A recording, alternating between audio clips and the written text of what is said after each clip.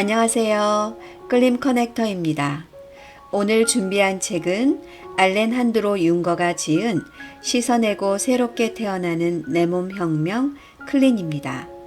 책을 읽기 전 먼저 지은이인 알렌한드로 융거에 대해 살펴보겠습니다. 지은이 알렌한드로 융거. 알렌한드로 융거 박사는 내과 전문의이자 심장 전문의로 미국 최고의 단식, 정화, 해독 전문가이다.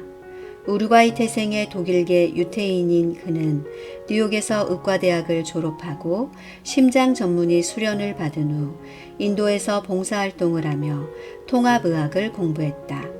팜스프링스에 소재하는 위케어 홀리스틱 헬스센터에 병원장을 맡기도 했으며 현재 1111 웰리스 센터에서 개인 진료를 하고 뉴욕시 레녹스힐 병원의 통합의학과 과장을 맡고 있다. 수련의 시절 눈코 틀 새 없는 바쁜 스케줄과 극심한 정신적 스트레스, 뉴욕이라는 거대 도시의 오염된 환경 속에서 그는 어느 날 갑자기 건강에 이상을 느끼게 된다.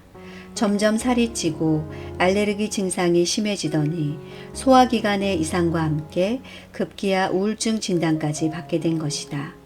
자신의 몸에 일어난 변화에 놀란 그는 전도 유망한 심장 전문의의 길을 포기하고 병을 고치기 위해 인도로 떠난다. 거기서 그는 의료 자원봉사를 하면서 인도의 전통의학인 아유르베다와 동양의 한의학 등을 공부하고 몸과 마음의 건강을 되찾은 후 다시 미국으로 돌아와 클린 프로그램을 만들게 되었다. 자신이 직접 경험한 정화의 해독의 효과를 의학적 지식으로 검증한 후 사람들에게 알리기 위해서였다. 기네스 펠트로, 도나 카란 등 셀러브리티들 사이에서 그의 명성은 대단하다.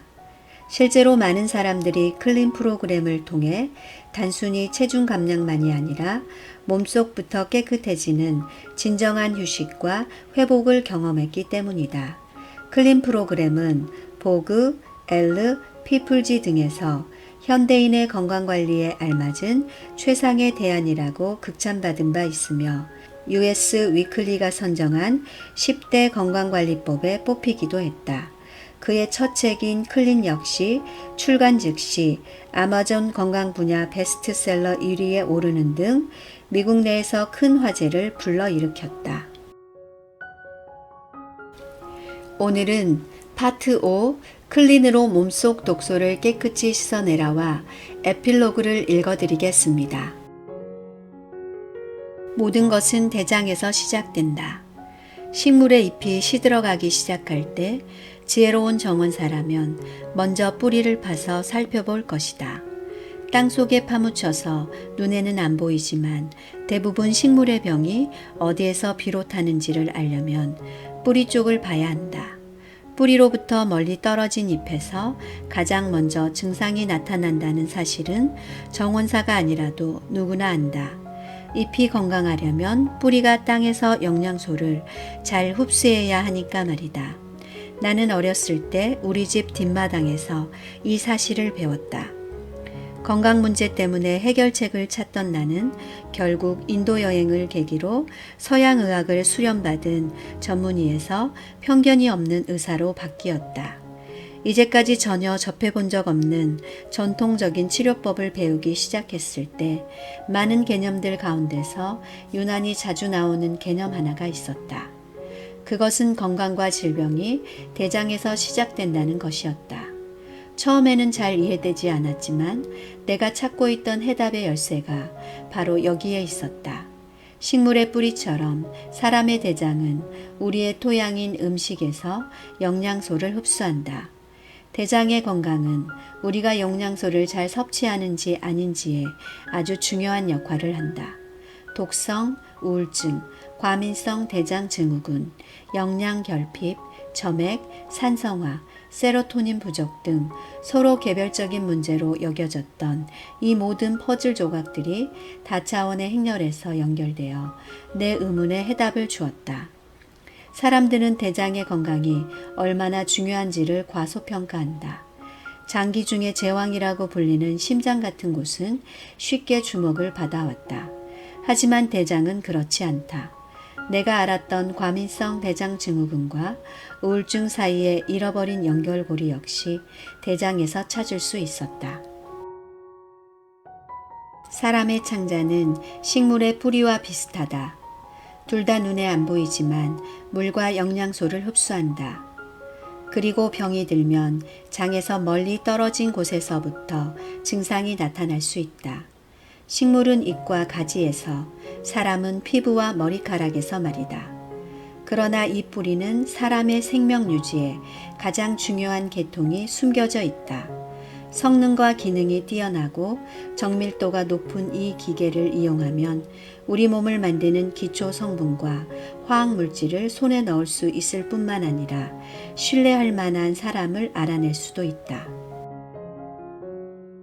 아마 믿어지지 않을 것이다. 이 기계는 아주 섬세해서 기능을 잘 발휘하려면 아주 상세한 조건까지 균형을 잘 맞춰 주어야 한다. 자연은 그 기계의 설계자이고 기계에서 완벽한 조건을 제공했다. 그런데 우리가 자연의 방식에서 벗어나자 창자가 이상적으로 활동할 수 있는 기능 조건이 나빠진 것이다. 결국 대장이 괴로워지자 영양 결핍의 문제들이 생겨났다. 뿐만 아니라 대장에 문제가 생기면 우리의 직관력도 고통을 겪는다. 창자의 느낌이 혼란스러워진다는 얘기다. 환절기가 되면 알레르기가 더욱 심해지고 먹지도 않았는데 체중이 늘거나 우울해지거나 변비에 걸린다. 전에는 한 번도 나타나지 않았던 음식 알레르기가 생길 수도 있다. 이처럼 모든 장기나 몸의 기능은 대장과 직접 연결되어 있다.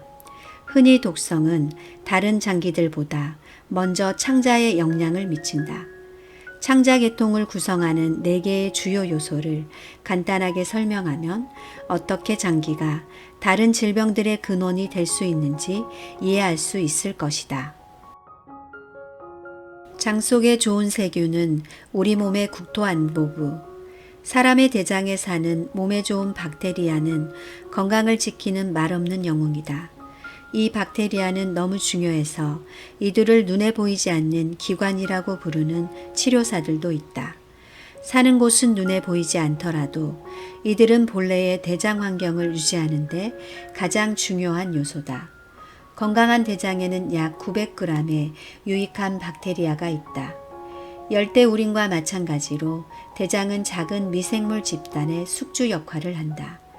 이 기생생물들은 대장의 상당 면적을 차지하고 사람의 제1피부인 대장 점막의 주름 안에서 아늑하게 지낸다. 대신 비싼 집세를 내려면 그들은 열심히 일해야 한다. 유익한 세균들의 역할은 소화를 도와 필수 영양소가 흡수될 수 있게 하는 것으로 그들의 도움이 없으면 영양소는 장벽을 통과하여 순환계로 들어갈 수 없다. 그러므로 건강한 장내 세균군이 부족하면 영양 결핍에 걸릴 것이 확실하고 그 결과 다른 계통의 기능장애가 나타난다. 유익한 세균들은 또한 우리가 감염되지 않게 한다.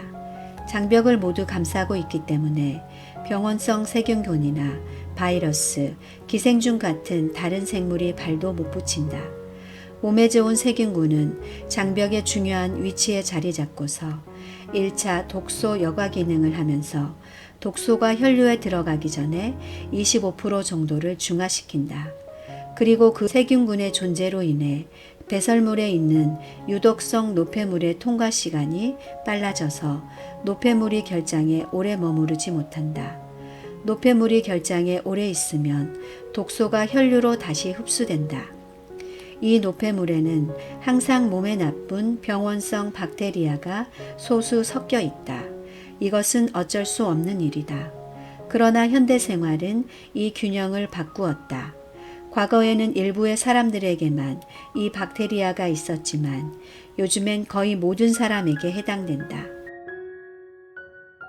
유독한 화학물질, 약, 특히 생물군을 죽일 목적으로 만든 항생제는 시간이 흐르면서 몸에 좋은 세균군까지 소탕한다.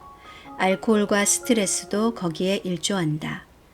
질병을 일으키는 병원성 미생물은 좋은 세균군을 죽인 화학 혼합물에 저항하고 살아남아 대장을 점거할 방도를 찾는다. 장내 불균형이라고 불리는 상황이다.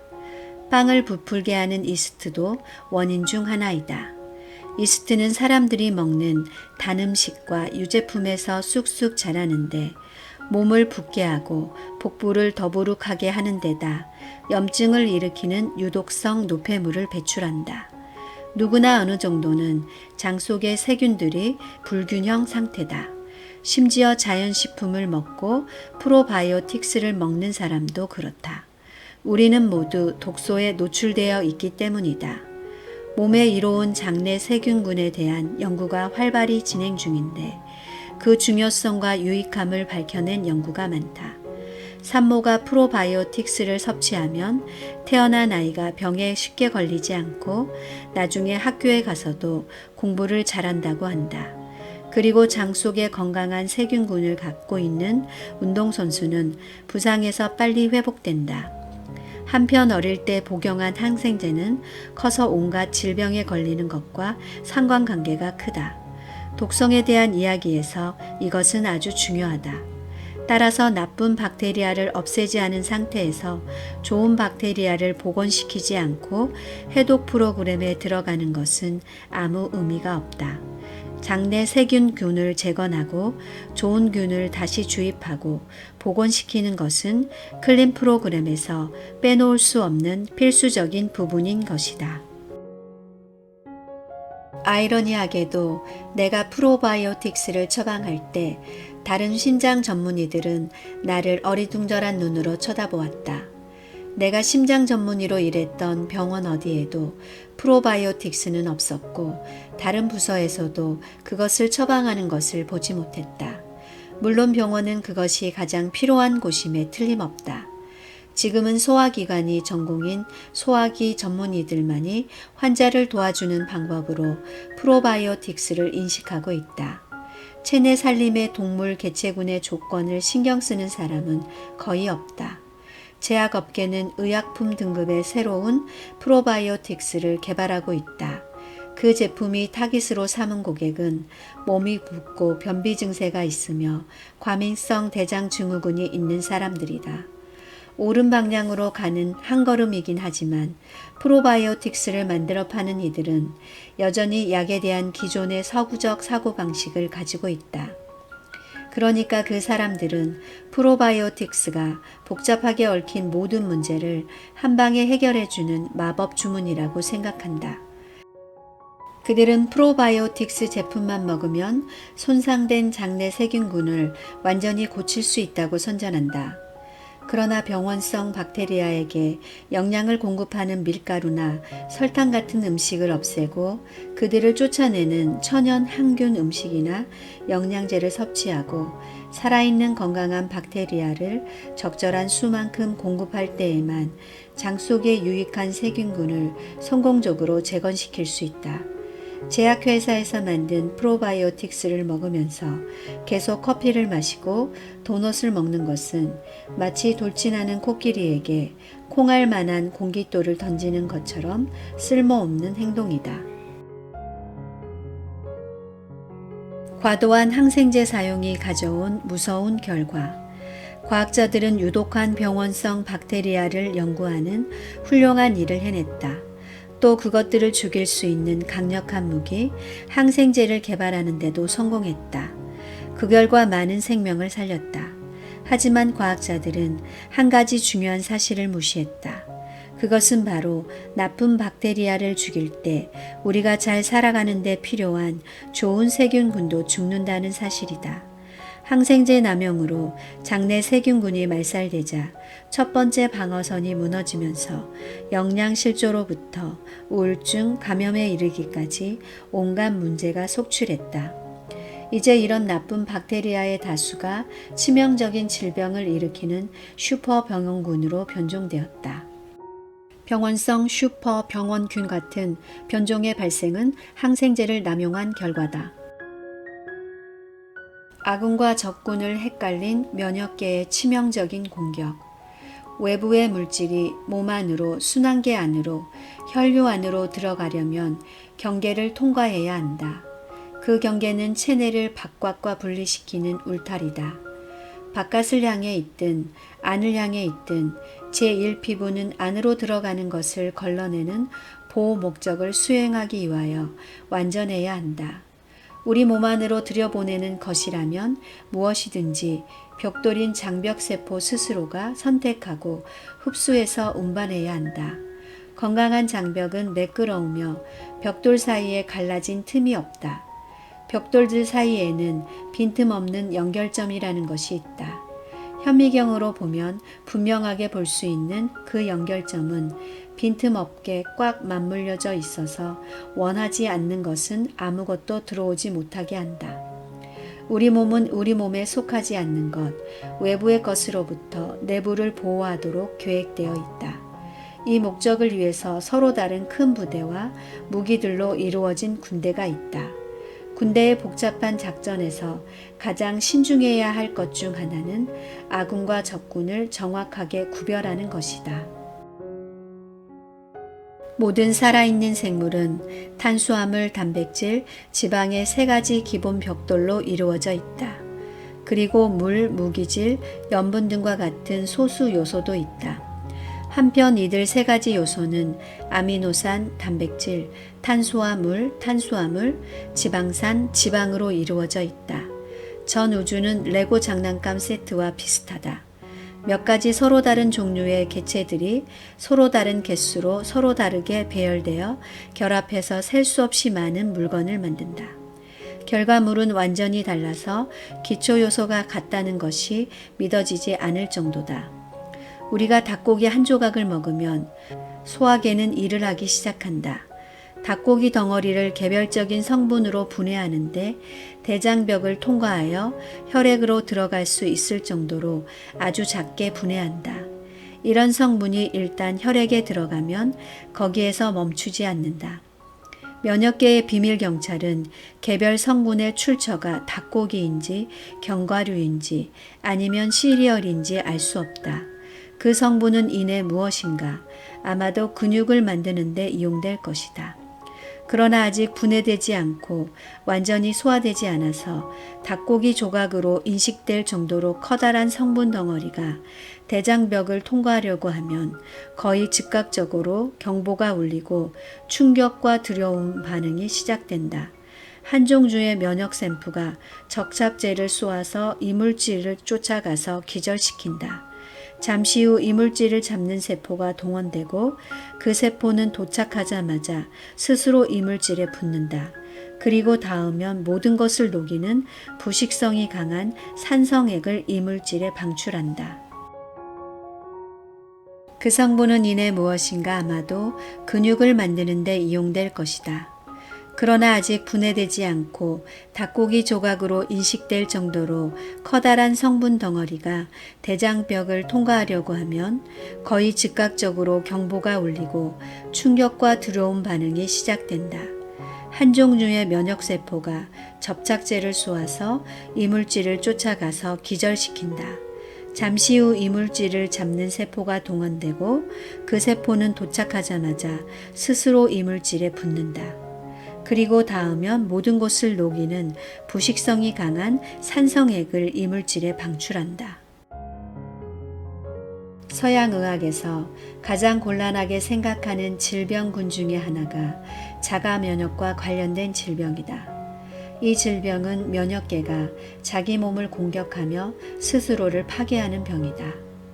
아군과 적군을 구분하게 되어 있는 계통이 어떻게 그리고 왜 아군을 향해 공격 명령을 내리는 것일까? 왜 아군을 적군으로 헷갈린 것일까? 몸에 유익한 장내 세균군이 항생제, 방부제, 커피, 알코올 등으로 인해 죽으면 더 공격적이고 내성이 강하고 파괴적인 박테리아가 그 자리를 차지한다. 현재 창자 연관 림프 조직은 유독한 박테리아와 음식에 있는 화학물질 때문에 유발되는 알레르기, 방어기제, 염증, 회복 등 모든 반응을 준비한다. 하지만 대장에서 소화되지 않은 음식물 조각이 새어나오면 면역계는 전력을 다해 공격한다. 인체는 지금까지 진화하면서 그렇게 격렬한 공격을 받아본 적이 없다. 사람의 몸에는 전투를 선택할 적절한 계통이 없다. 소화되지 않은 모든 덩어리는 계속해서 총 출동한 군대의 공격을 유발할 수밖에 없다. 한 번에 한두 가지 전투만 치를 수 있도록 훈련받은 군대가 있다고 상상해보자. 갑자기 서로 다른 전장에서 서로 다른 전투가 벌어지고 있고 셀 수 없이 많은 소집 명령이 쇄도하고 있다. 군인들은 안달복달하다가 결국 정신을 놓고 음식 덩어리와 비슷하게 생긴 것이면 아무 것에나 총을 쏜다. 공격 대상은 닭고기 조각인데 닭고기의 근육이나 사람의 근육이나 비슷하기 때문에 군인들은 원래 방어해야만 하는 자기 몸의 근육에 총을 쏘아 공격을 하는 것이다. 물론 이것은 가상의 시나리오다. 하지만 자가 면역 질환이 증가하는 추세라는 것은 상상이 아니라 현실이다. 인류 역사의 초기부터 있었고 가장 친숙한 자가 면역 질환 중 하나인 류머티즘 열의 경우를 살펴보자. 목의 연쇄구균은 대대적으로 군사 배치를 하는데 연쇄구균 분자의 표면은 심장 판막의 표면과 비슷하다. 특히 승모판과 비슷하며 큰 관절과도 비슷하다. 그래서 군대는 관절과 심장 판막을 연쇄구균으로 혼동하여 관절과 심장 판막을 향해 총을 쏜다. 관절은 회복되지만 심장 판막은 손상을 입어 평생 상처가 생긴다. 흔히 수십 년 후에 판막을 고치거나 교체하려면 심장 절개술이 필요하다. 현대인의 평범한 식단에 노출된 창자연관 림프 조직은 끊임없이 면역 반응을 시작하는 고도의 경계태세 속에서 생활하기 쉽다. 이렇게 에너지를 낭비하면 치료와 해독 및 다른 중요한 기능에 쓸 에너지가 줄어든다. 그것이 인체의 미묘한 섭리이기도 하다. 에너지 비축분이 유출되면 일상생활이 피곤해지는 등 여러 가지 미묘한 방식으로 그 영향을 확실하게 느낄 수 있다. 완벽한 상태이던 대장이 나빠지면 창자 연관 림프 조직은 자연 상태에서는 절대 만날 수 없는 낯선 방문자들을 접하게 된다. 예전에는 문제가 되지 않았던 음식이 독성 상태에서는 잠재적인 알레르기 요인으로 변할 수도 있다. 알레르기 반응 군대는 적색 경보 태세에 들어가 인체의 다른 부위에 신호를 보낸다. 장벽을 복구하고 좋은 박테리아를 다시 살리고 특별한 영양소로 면역 염증 군대를 달랠 수 있다면 식당에서 메뉴를 볼 때 어디에서 쥐레가 터질지 모르는 지뢰밭을 걷듯 조심하지 않고 마음대로 선택할 수 있었던 예전으로 돌아갈 수 있다. 적색 경보 태세에서 생활하기. 대장 안쪽에서 사는 좋은 세균군은 창자 연관 림프 조직과 사이좋게 지낸다. 장내 세균군은 면역계가 바로 방어태세에 돌입하지 않고 항상 준비태세를 갖출 만큼만 자극상태를 유지한다. 이 때문에 건강한 장내 세균군은 온갖 종류의 감기와 병원균에 대하여 방어하고 건강한 면역에 중요한 역할을 한다. 장내 세균군이 파괴되면 가장 먼저 눈에 띄는 일 중에 하나가 감기에 잘 걸리고 목이 아프다는 것이다. 그리고 독감에서 나으려면 오래 걸린다. 많은 사람들이 감기의 계절이라고 알고 있는 시기에는 그런 증상들이 더 오래 간다. 사람들은 환절기니까 감기에 걸리는 게 당연하다고 생각하지만 그것은 정상이 아니다. 제약회사들이 마케팅을 할 목적으로 그렇게 부르는 것일 뿐이다. 건강한 장내 세균군이 활발히 작용해 면역계가 아주 건강한 사람은 아예 이런 병에 거의 걸리지 않을 것이다. 반면 나쁜 박테리아에게 대장을 점령당한 사람들은 항상 교전 상태다. 창자 연관 림프 조직이 살아있는 병원균을 그 이상의 것으로 받아들일 수 있기 때문이다. 이런 사람들은 전신에 걸쳐 염증과 알레르기를 갖고 있을 가능성이 아주 높다. 두 번째 두뇌의 놀라운 비밀. 현자들은 늘 이렇게 말한다. 창자의 말을 들어라. 사람의 즉각적인 창자 본능은 대개 상황과 사람들을 속이지 않는다. 하지만 우리 마음은 상황을 망쳐놓고 결국 창자가 분명히 하지 말라고 한 것을 하게 한다. 그리고 나중에 어쩐지 느낌이 좋지 않았어. 창자의 말을 들었어야 했는데 하고 애석해 한다. 초기 인류가 생존할 수 있었던 것은 아마 창자의 이런 기능 덕분일 것이다. 장과 GALT 주변에는 우리가 잘 모르는 비밀이 하나 있다. 그것은 두뇌세포만큼이나 많은 신경세포다. 신경세포가 존재한다는 것은 진행되고 있는 일에 대한 정보를 처리하고 두뇌 및 복부의 신경계와 분리된 반응을 실행하게 하는 능력이 있다는 것을 뜻한다. 장은 필요할 경우 두뇌와 별개로 자기 기능을 조절할 수 있다. 그리고 특히 생사에 관해 가장 중요한 결정을 내려야 할 경우 사람이 의존하고 싶어하는 대상은 불확실하고 우유부단한 두뇌가 아니라 장의 사고력이다. 장은 또한 독자적으로 긴급 조치를 취할 수도 있다. 공포심이 들 때 어떻게 이 꿈틀거리는 기계가 격하게 수축하여 설사를 일으키는지 아는가? 이 반사작용은 비상 상황에서 에너지의 우선순위를 매기기 위해 고안된 것 같다. 사자와 맞닥뜨렸는데 아까 먹은 음식을 소화하는데 에너지를 소비하고 싶겠는가? 즉시 온몸의 에너지를 모아 사자와 싸우거나 도망가야 한다. 그렇게 우리 몸은 생존을 위해서라면 무엇이든 그냥 내버린다. 장의 신경세포는 두뇌의 뉴런과 똑같은 방식으로 신경 전달 물질이라는 화학 물질을 통해서 서로 정보를 주고받는다. 신경 전달 물질의 종류는 많다. 자극 반응에 관계된 물질도 있고 억제 반응에 관련된 물질도 있다.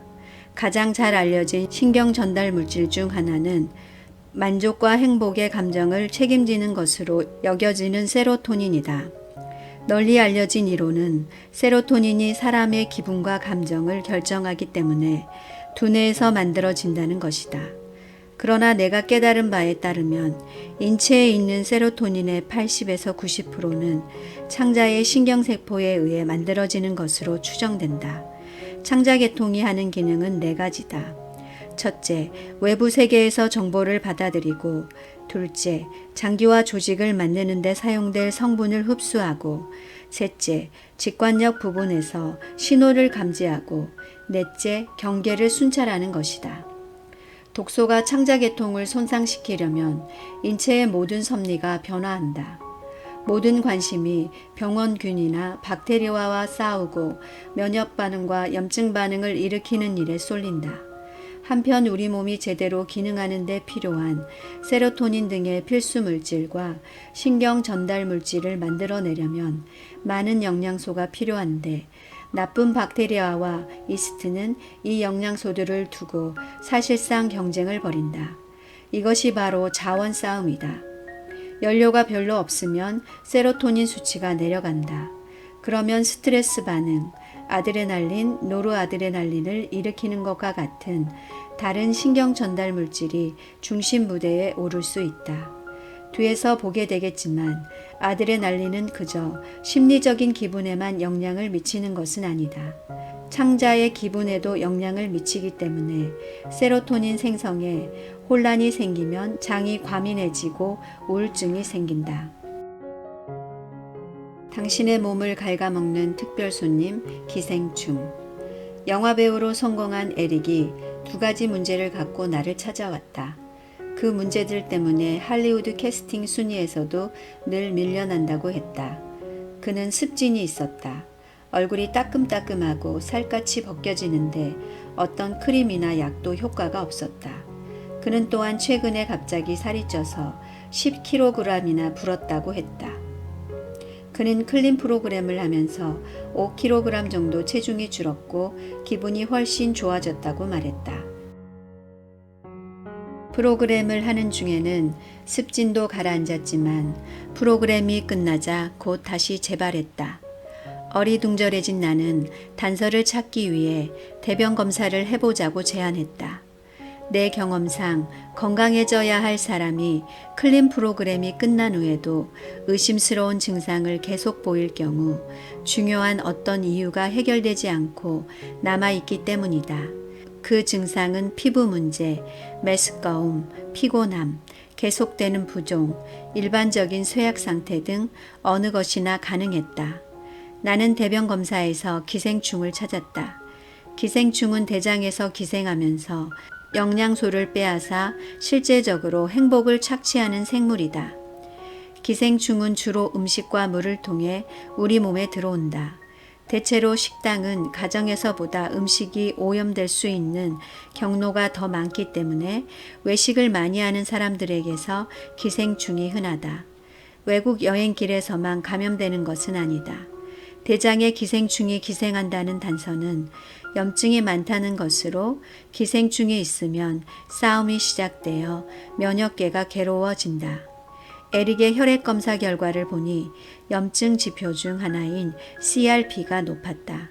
그래서 나는 그에게 기생충 전문가를 만나서 상담을 해보라고 했다. 그 전문가는 면봉으로 직장의 세포를 긁어서 기생충을 확인했다. 3주 동안 기본 클린 프로그램을 하는 중에 또는 끝난 후에라도 집에서 기생충을 없앨 수 있는 자연요법이 몇 가지 있다. 파파야 씨를 갈아서 매일 먹는 것과 같은 요법도 효과가 있지만 에릭은 과감한 방법을 쓰고 싶어 했다. 이 경우 항생제와 구충제가 가장 효과적이다. 나는 이 약들이 그의 건강한 장내 세균군에 피해를 줄 것이기 때문에 약을 먹은 후 프로바이오틱스와 좋은 음식으로 장내 세균군을 다시 열심히 키워야 한다고 강조했다. 이 프로그램을 10일 동안 실시한 후 에릭의 습진은 완전히 사라졌다. 기생충이 박멸되면서 그의 염증 수치가 떨어졌고 몸 어딘가가 잘못되었음을 보여주던 피부에 따끔거리는 증상도 사라졌다. 침입자가 사라지자 대장의 환경은 다시 균형을 이루었고 그는 다시 건강해질 수 있었다. 기생충은 클린 프로그램이 직접적으로 다루는 대상은 아니다. 그러나 특정 문제가 계속되면 균형을 깨트리는 문제에 기생충이 연관되어 있을지도 모른다. 목마르기 전에 우물을 파라. 한의학에서는 사람이 도라는 완전한 전체의 일부라고 생각한다. 도는 침술이나 약초, 식이요법을 통해 인체의 균형을 지키려고 애쓴다. 그 결과 인체의 질서는 유지되고 질병이 끼어들 틈이 없다. 기원전 2세기에 쓰인 유명한 글에 이렇게 적혀 있다. 병이 생긴 후에 치료하는 것은 이미 갈증을 느낀 후에 우물을 파는 것과 같고 전쟁이 터진 후에 무기를 만드는 것과 같다. 현재 서양의학의 방식은 이미 갈증이 날 때 우물을 파는 식이다. 그리고 우리를 정말로 건강하게 유지시켜 주지 못하고 있다. 의학 이외의 분야에서는 시장이 변하고 있다. 천연식품 산업이 폭발적으로 성장했다. 음식을 넘어서서 사람들이 살아있는 생활 방식을 선호하여 더 친환경적이고 더 깨끗한 집에 어울리는 혁신적인 제품들이 나왔다. 집에는 정수기를 들여놓고 자동차에는 공기청정기를 설치한다. 부엌 찬장에 영양제와 약초로 만든 약을 채워넣고 개수대 옆에는 친환경 세제를 놓는다. 하지만 불행히도 이런 방법만으로는 충분하지 않다. 그렇게 좋은 생활 방식을 선택해도 여전히 수돗물로 샤워를 하고 식당에서 외식을 하고 독성이 있는 화학물질로 청소하고 약품으로 소독된 건물로 들어간다. 사람들은 나름대로 최선을 다할지 모르지만 혼자 힘으로는 어떻게 할 수 없는 많은 곳에서 쉽게 독소의 영향을 받는다. 예방수단과 친환경 제품은 현재와 미래를 개선시킬 수는 있어도 과거에 대해서는 어떻게 하지 못한다. 사람이 만든 어떤 독소는 인체 내에서 수년간 끈질기게 남아있기 때문에 인체 내부는 이미 손상을 입었거나 손상을 입고 있는 중이다. 의사들은 이론적으로는 심장병에 관해 거의 완벽하게 알고 있지만 현재 미국인의 사망 원인 1위는 심장병이다.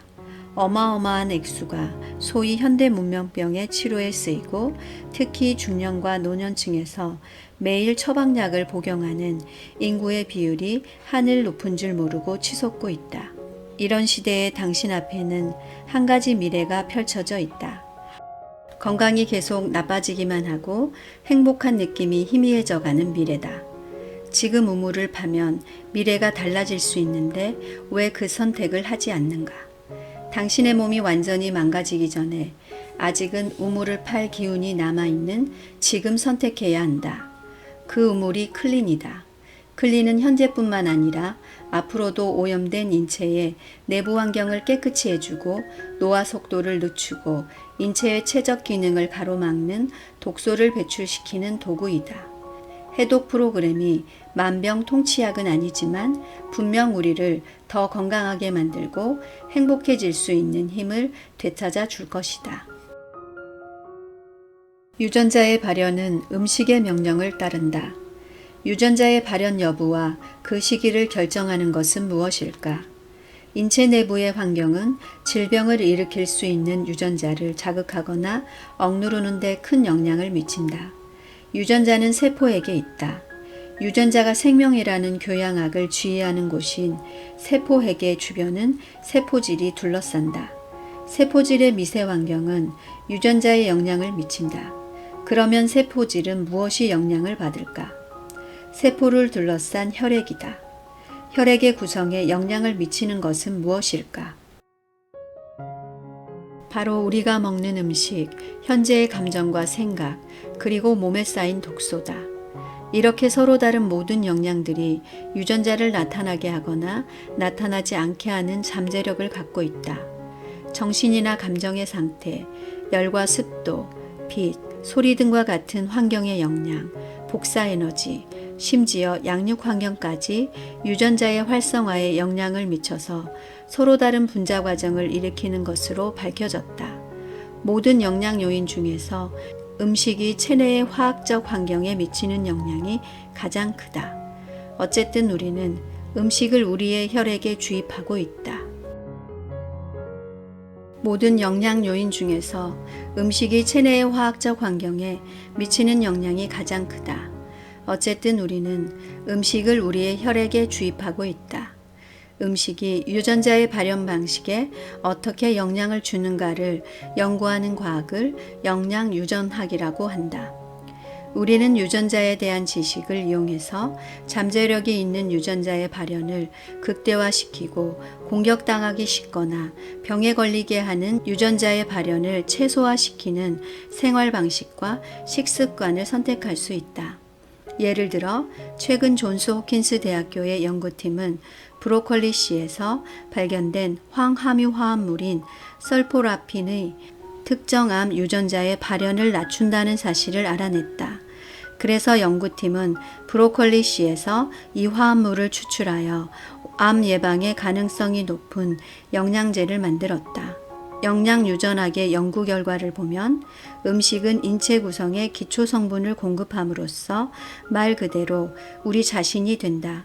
뿐만 아니라 어떤 대사물질을 증가시키거나 감소시키거나 아예 중단시킬지를 아주 엄중하게 지휘한다고 한다. 음식은 유전자의 발현에 더 좋게 아니면 더 나쁘게 영향을 미칠 수 있다. 덧붙이자면 우리는 먹는 음식 그 자체다라는 말에 우리의 세포는 먹는 음식이 명령하는 대로 행동한다를 추가해야 할 것 같다.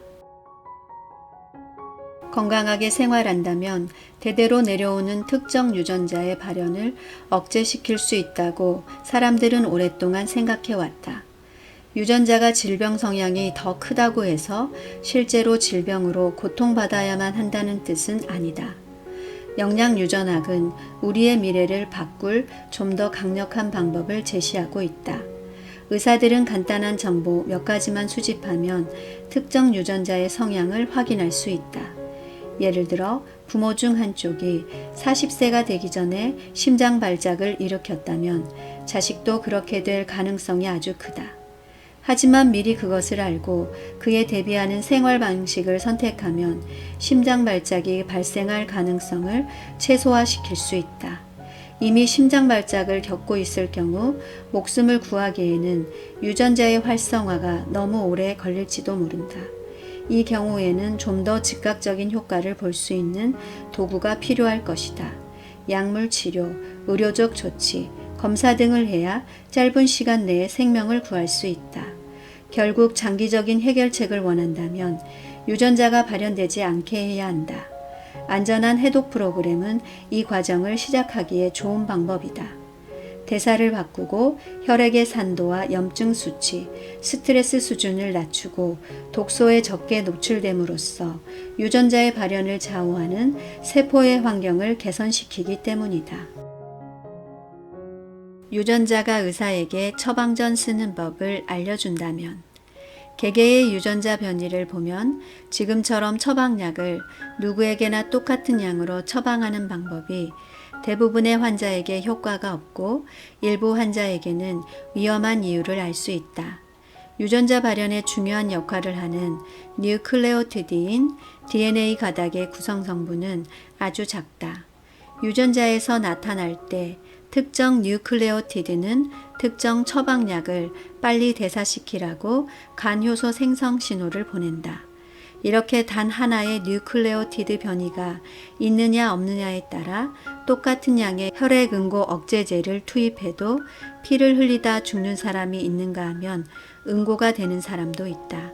이런 뉴클레오티드가 없는 사람은 있는 사람보다 동량의 약이 몸에서 제거되기까지 최고 10배나 긴 시간이 걸릴지도 모른다.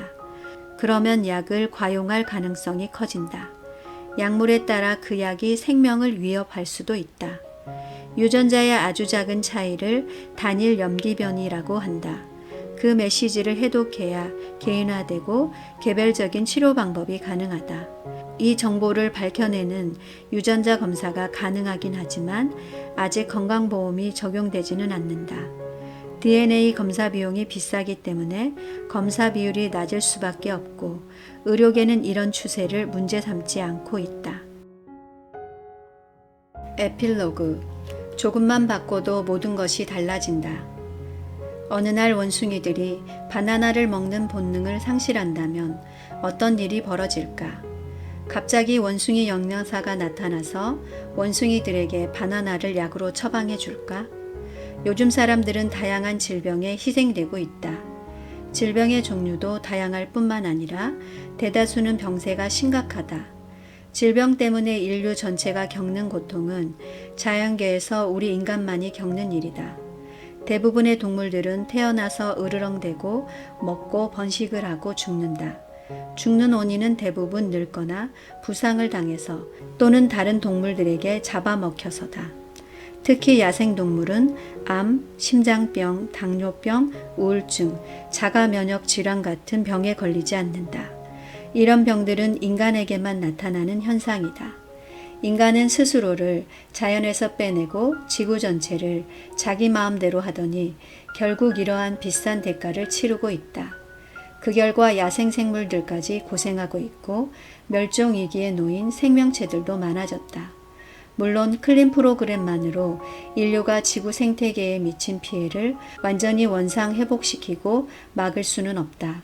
하지만 클린 프로그램은 적어도 불편한 통계 수치에서 당신을 빼낼 것이다. 2030년이 되면 전 세계에서 연간 2천만 명의 암 환자가 새로 생길 것으로 예상되지만 거기에 들어가지 않을 수 있다는 말이다. 또한 노화로 인한 질병, 즉 퇴행성 질환도 피해갈 수 있다. 내가 20대였을 때만 해도 암이라는 병은 친구의 친구처럼 한 다리 건너 아는 사람이 걸리는 병이었다. 하지만 지금은 가까운 친구들 가운데 적어도 10명이 암투병을 하고 있다. 겁주려고 하는 말이 아니다. 상황은 당신이 알고 있는 것보다 훨씬 심각하다. 전 지구적인 균형을 회복하려면 단순히 개인의 노력만으로는 부족하다. 전 세계적으로 모든 분야에 걸쳐서 모든 사람이 철저하게 애쓰고 노력해야만 가능한 일이다. 이렇게 편리하고 쾌적한 도시 생활에 젖어 있던 우리가 그런 수고를 해야 한다는 건 당연히 불편할 수밖에 없다. 하지만 본질적으로 방향을 틀어야 한다는 사실을 지금이라도 깨달아야 한다.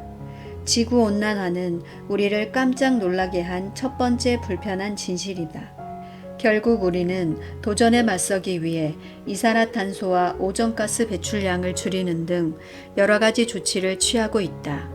지구 독소와도 마찬가지다. 지구온난화만큼이나 위협적인 또 다른 불편한 진실이다. 인류가 하나의 종으로서 살아남아 번성하려면 지구온난화만큼이나 많은 관심이 필요하고 실행에 옮길 혁신적인 해결책을 고민해야 한다. 책을 통해 그런 해결책 중 아주 작은 일부라도 전달하는 것이 내가 이 책을 쓴 목적이다. 서양 의학과 현대식 병원 시스템이 우리 몸을 과연 고치고 있는 것인지 망치고 있는 것인지 잘 모르겠다. 지구를 살아있는 생명체에 비유해보자. 지구의 살림은 폐이고 인터넷은 신경계라면 병원은 림프절이다. 질병의 진행을 멈추고 회복이 이루어져야 하는 장소 말이다. 그러나 그 림프절이 일을 하지 않고 있다. 값비싼 약과 수술, 돈이 많이 드는 처치에 의존하는 현대의학이 과연 사람들을 더 행복하게 만들 수 있을까? 더 아프게 만들고 있는 것은 아닌지 자문해야 할 때다. 병원을 믿지 못하고 심지어 두려워하는 분위기가 확실히 조성되고 있다. 아주 바쁘게 돌아가는 뉴욕의 종합병원에서 심장 전문의로 일했던 나는 환자들이 치료를 두려워하는 모습을 자주 보았다. 그런 환자들은 친구나 가족 중에 비슷한 수술을 받은 후 의료 서비스를 받지 못하고 방임되어 있다가 의원성 질병에 걸렸던 경험이 있었다. 오늘날 치유가 이루어지는 현장에 깔린 분노와 스트레스 같은 것은 거의 논의되지 않고 있는 실정이지만 의사들은 종종 그것을 느낀다. 행복과 건강관리의 책임은 본인에게 있다는 사실을 환자가 깨달을 수 있도록 의료 권력을 환자에게 되돌려주자는 요구가 거세다. 우리의 인체는 스스로를 가장 잘 치유할 수 있는 상황을 만든다. 이런 사실은 나 자신의 경험에서 드러난다. 앞에서도 말했지만 소화기관이 나빠지고 우울증에 빠졌던 나는 정화와 장의 기능 회복을 통해 소화 능력을 되찾았고 그 결과 우울증에서 벗어났다. 그 이후 나는 사람들이 클린 프로그램을 통해 체중을 줄이고 고통스러운 증상에서 벗어날 뿐만 아니라 나처럼 스스로의 치유 잠재력을 확신하게 되는 모습을 셀 수 없이 많이 보았다. 나에게 명상을 가르쳐준 선생님은 명상학교에 온 학생들에게 이런 말로 격려했다. 먼저 복부를 편안하게 한 다음 마음과 이야기하세요. 그 말은 신체가 확실히 건강해지면 그 다음에는 정신도 확장되고 성장할 수 있다는 뜻이다. 가장 의심이 많고 회의적이었던 한 환자도 클린 프로그램을 통해 체력 이상의 어떤 것이 자유로워졌다고 말한다. 클린 프로그램은 우리의 몸과 마음에 광범위하게 영향을 미친다. 나쁜 음식에 대한 탐욕이 줄어들고 관심이 사라지기 때문에 우리는 심사숙고하기, 꿈꾸기, 반성하기 등과 같은 다른 중요한 정신활동에 관심을 쏟을 수 있다. 음식에 쏟던 시간을 줄여 아이들과 시간이나 창조적인 프로젝트, 영적인 생활처럼 다른 중요한 일에 쓸 수 있는 시간을 되찾은 사람들은 이렇게 말한다. 인생에서 무엇이 중요한지를 기억해냈어요. 이 점에서 클린은 각성의 발단이 될 수 있다. 몇 년 전에 나는 성자 같은 생활을 하는 한 인도인을 만났다. 그는 반짝이는 팔찌를 만들어서 자기를 추종하는 사람들에게 주는 것으로 유명했다. 나는 그에게 그냥 요가 경전 강의만 하지 왜 그런 일을 하느냐고 물었다. 그는 이렇게 대답했다. 나는 내가 그들에게 정말로 주어야 하는 것을 언젠가는 그들이 원할 것이라는 희망을 갖고 있습니다. 그래서 그들이 원하는 것을 먼저 그들에게 줍니다. 클린 프로그램도 마찬가지다. 더 반짝거리고 더 건강하고 더 젊어 보이는 나뭇잎을 당신의 나무에 놓아줄 때가 되면 당신은 그 뿌리도 깨끗이 할 수밖에 없다. 그러한 선순환은 진정한 행복이 머무르는 몸과 마음의 평화를 얻는 길을 연다. 최종적으로 그것은 우리 자신, 우리가 사는 지구, 그리고 우리의 미래에 악영향을 주는 지구의 독소를 줄일 수 있다.